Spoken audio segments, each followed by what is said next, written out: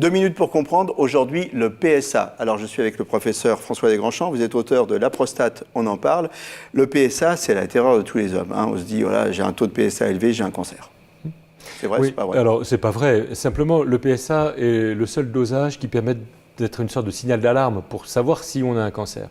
Alors c'est quoi le PSA? C'est une substance qui est fabriquée par la prostate et qui est envoyée avec le sperme de façon à liquéfier le sperme après l'éjaculation pour libérer les spermatozoïdes pour qu'ils aillent faire la fécondation. Et donc la prostate est très riche en PSA. Et un peu de ce PSA, la prostate n'est pas étanche, un peu de ce PSA peut passer dans le sang de façon irrégulière. Le taux de PSA n'est pas un taux stable au cours du temps. Ça monte et ça descend normalement, ce sont des fluctuations physiologiques normales, sans qu'il y ait de cause particulière. Ça peut monter et descendre de plus de 20%.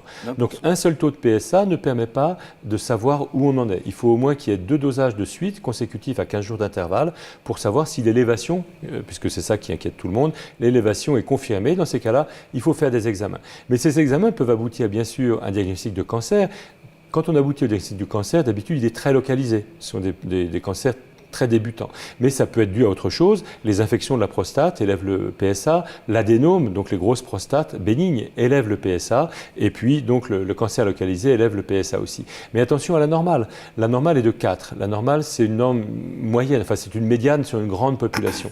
Mais il faut qu'on sache que les taux de PSA, lorsque le cancer est vraiment dangereux, peuvent atteindre 1000, 3000, 5000.